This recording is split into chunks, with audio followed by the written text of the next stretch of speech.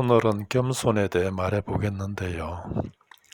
겸손에 대해서는 많은 이들이 많은 말들을 하고 있기에, 그리고 이에 대한 책들도 많기에 여기서는 간단히 말해 보겠습니다.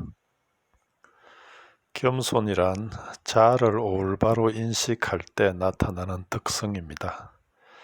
다시 말해 자아인식으로 인해 생긴 상한 마음과 하나님을 향한 경외심이 자연스럽게 우리를 겸손으로 이끈다는 거지요.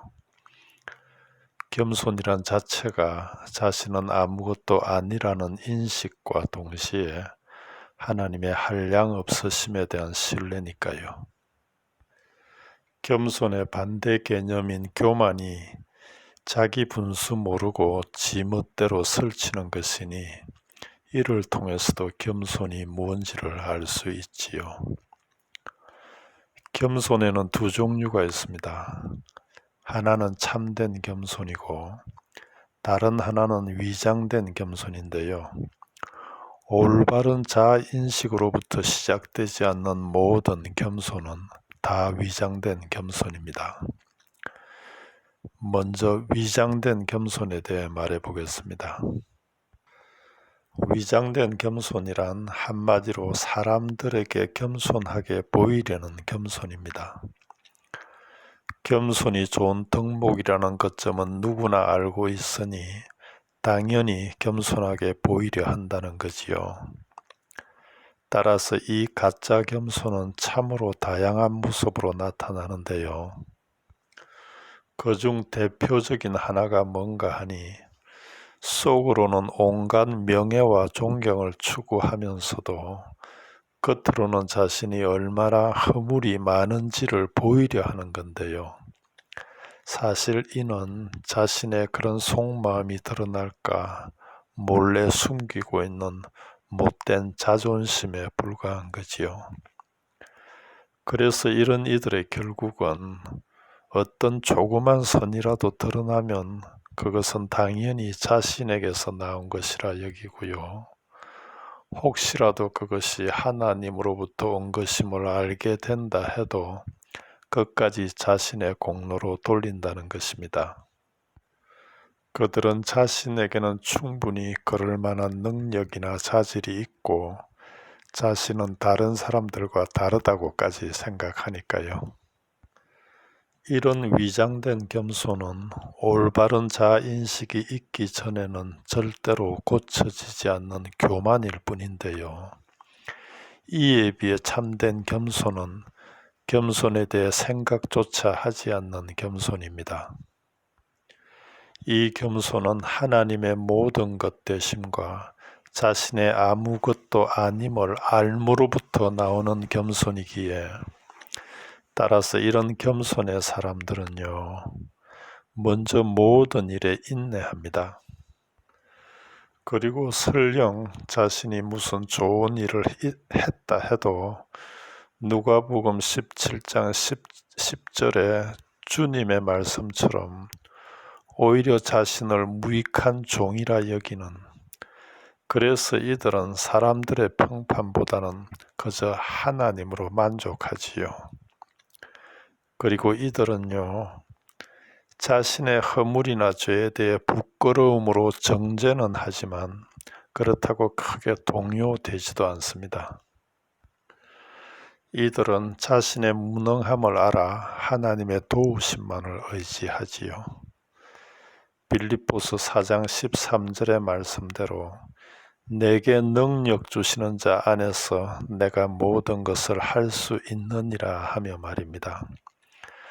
그러니 어떤 일에 실패한다 해도 하나님 안에서 일어난 일인 걸 하며 오히려 실패를 통해서도 하나님께로 돌아가지요. 비록 사람들 눈에는 실패로 보일지라도 말입니다. 그리고 이들은 자신의 무익함을 알아 하나님의 은혜만을 붙듭니다.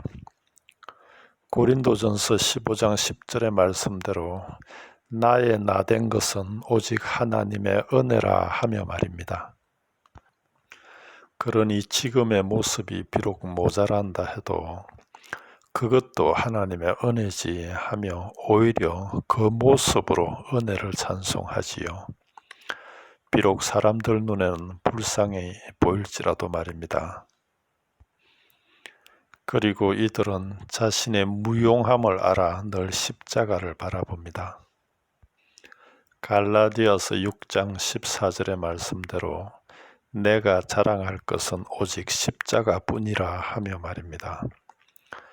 그러니 자신에게 어떤 불의가 발견되더라도 그러니 나에게 예수님의 십자가가 필요하지 하며 오히려 그 불의를 통해 십자가로 돌아갑니다. 비록 사람들 눈에는 황당해 보일지라도 말입니다. 이렇게 이들은 이런 겸손으로 하나님만을 붙들고요. 그리고 하나님도 시편 147편 6절의 말씀대로 이런 겸손한 자들을 붙드시니 이렇게 서로가 서로를 붙드니 겸손한 이들은 늘 하나님과 하나가 되는 거지요. 그러니 말입니다. 만에 하나 이런 겸손한 이들이 지옥에 떨어진다 해도 하나님도 그곳에 계실 것이며 그러면 지옥도 이들에게는 천국이 되겠지요. 왜냐하면 하나님 계신 곳이 천국이니까요. 그렇다면 이제 위장된 겸손과 참된 겸손을 어떻게 구별할 수 있는가에 대해 말해보겠는데요. 그것은 자신을 향한 비난에 어떻게 반응하는가를 보면 바로 알 수 있지요. 위장된 겸손은 자신을 향한 비난을 견디지 못합니다. 특별히 근거 없는 비난에 대해서는 더 그렇습니다.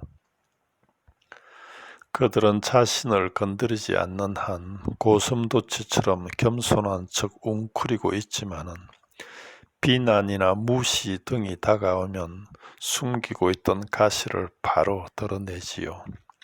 때로는 변명으로, 때로는 분노로 말입니다.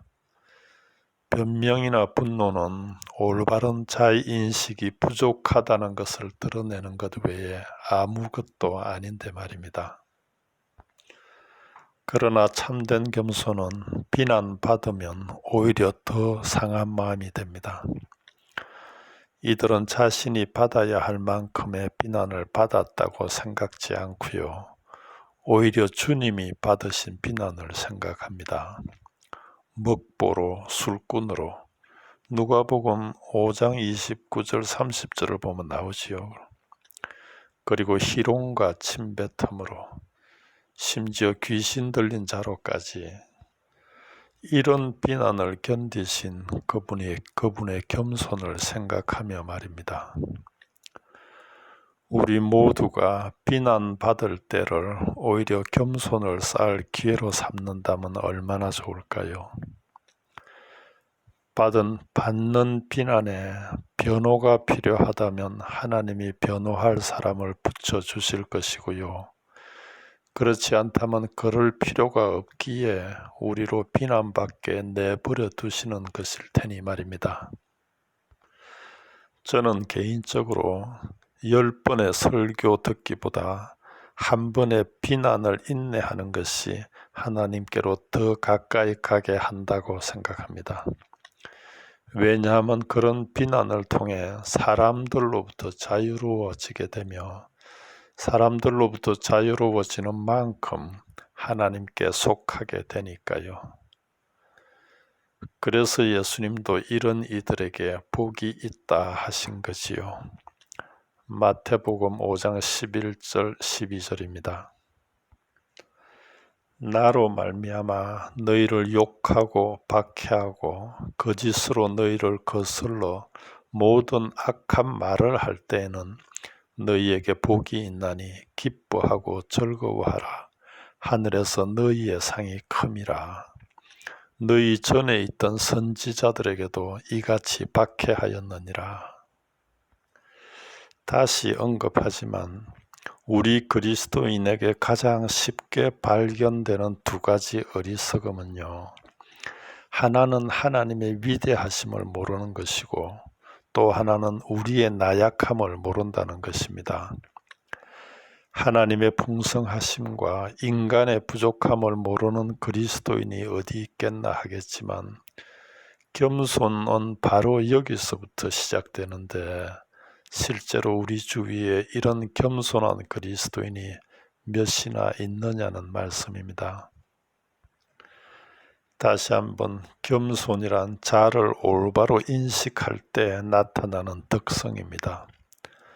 겸손이란 자체가 자신은 아무것도 아니라는 인식과 동시에 하나님의 한량 없으심에 대한 신뢰니까요. 베드로전서 5장 6절은 말씀합니다. 그러므로 하나님의 능하신 손 아래서 겸손하라. 때가 되면 너희를 높이시리라. 여기에 때란 카이로스의 때, 즉 하나님의 때를 말하는데요. 겸손하기 바랍니다.